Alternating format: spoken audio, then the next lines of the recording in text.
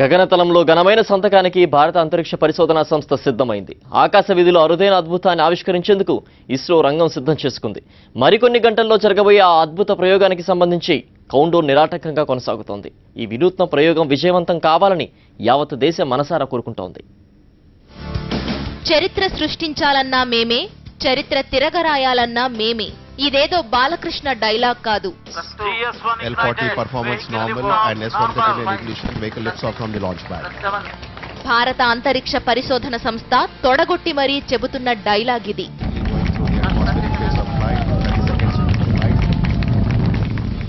అంతరిక్ష పరిశోధనల్లో ఆరితేరిన ఇస్రో మరో అద్భుతమైన రికార్డుకు సిద్ధమైంది. తొలి ప్రయత్నంలోనే అంగారక గ్రహంపైకి ఉపగ్రహాన్ని పంపి ప్రపంచ దేశాలను నివ్వెరపరిచిన భారత శాస్త్రవేత్తల బృందం తాజాగా మరోసారి ప్రపంచాన్ని ఆశ్చర్యంలో ముంచెత్తేందుకు రెడీ అయింది.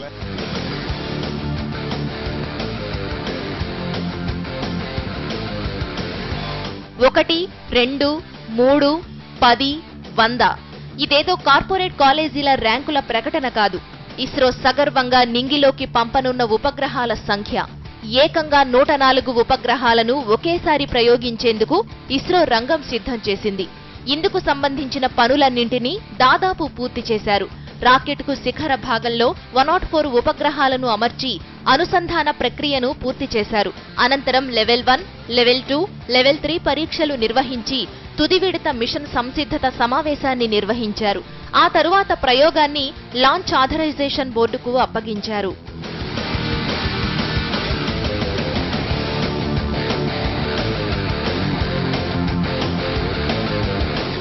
పదుల సంఖ్యలో ఉపగ్రహాలను విజయవంతంగా ప్రయోగించిన ఘనత ఇస్రోకు ఇప్పటికే ఉంది.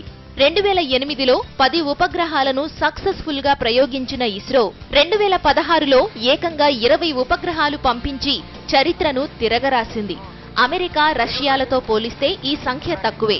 రష్యా 37 ఉపగ్రహాలు, అమెరికా 29 ఉపగ్రహాలు పంపించి మొదటి, రెండవ స్థానాలను ఆక్రమించాయి. ఇప్పుడు ఆ రికార్డును చెరిపివేసి అగ్రపీఠాన్ని అలంకరించేందుకు ఇస్రో సిద్ధమైంది.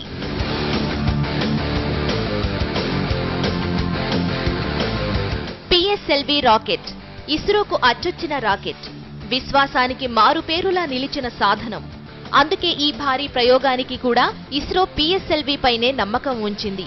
మొత్తం 104 ఉపగ్రహాలను ఒకేసారి ప్రయోగించేందుకు పిఎస్ఎల్వి C-37 రాకెట్ ను రెడీ చేసింది. ఈ 104 ఉపగ్రహాల్లో 3 మాత్రమే మనవి. మిగతా 101 ఉపగ్రహాలు విదేశాలవి. కార్టోశాట్ 2D, 2 నానో శాటిలైట్లు INS-1A, INS-1Bలు మనవి కాగా మిగతావి America, Netherlands, Switzerland, Israel, Kazakhstan, United Arab ఎమిరేట్స్లకు చెందినవి.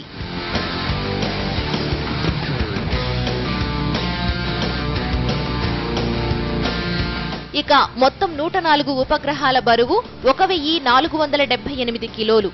ఇందులో ఒక్క కార్టోశాట్ ఉపగ్రహం బరువే 714 కిలోలు. మిగిలిన 103 ఉపగ్రహాల బరువు 664 కిలోలు మాత్రమే. INS-1A 8.4 కిలోలు, INS-1B 9.7 కిలోలు, అమెరికాకు చెందిన 631 కిలోల 88 డౌ శాటిలైట్స్, 8 లీమూర్ శాటిలైట్స్, నెదర్లాండ్కు చెందిన 3 కిలోల పియాస్-1, స్విట్జర్లాండ్కు చెందిన 4.2 కిలోల డిడో-2, ఇజ్రాయెల్కు చెందిన 4.3 కిలోల BGU-SAT, కజకిస్తాన్కు చెందిన 1.7 కిలోల ఆల్-ఫరాబీ-1, యునైటెడ్ అరబ్ ఎమిరేట్స్కు చెందిన 1.1 కిలోల నాయిప్-1 అనే విదేశీ ఉపగ్రహాలను పంపేందుకు అన్ని ఏర్పాట్లు చేశారు.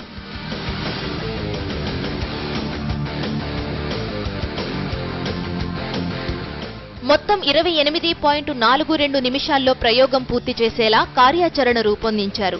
పిఎస్ఎల్వి C-37 రాకెట్ ద్వారా ఉపగ్రహాలను భూమికి 505 కిలోమీటర్ల ఎత్తు నుంచి 525 కిలోమీటర్ల ఎత్తులోని వివిధ రకాల కక్ష్యల్లోకి ప్రవేశపెట్టేందుకు డిజైన్ చేశారు.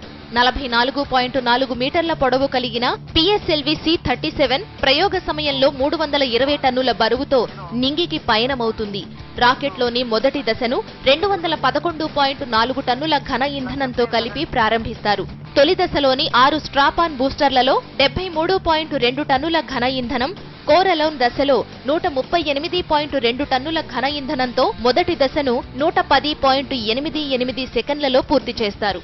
ఆ తరువాత 42 టన్నుల ద్రవ ఇంధనంతో రెండో దశను 262.92 సెకండ్లలో, 7.6 టన్నుల ఘన ఇంధనంతో 492.22 సెకండ్లలో మూడో దశ, 2.5 టన్నుల ద్రవ ఇంధనంతో 1007.80 సెకండ్లలో నాలుగో దశను పూర్తి చేయనున్నారు. తరువాత భూమికి 510.383 కిలోమీటర్ల ఎత్తులోని సూర్యానువర్తన ధ్రువ కక్ష్యలోకి ముందుగా కార్టోశాట్ 2Dని ప్రవేశపెడతారు. తరువాత INS-1A, INS-1B ఉపగ్రహాలను ప్రవేశపెడతారు. అనంతరం విదేశీ ఉపగ్రహాలను ప్రయోగిస్తారు.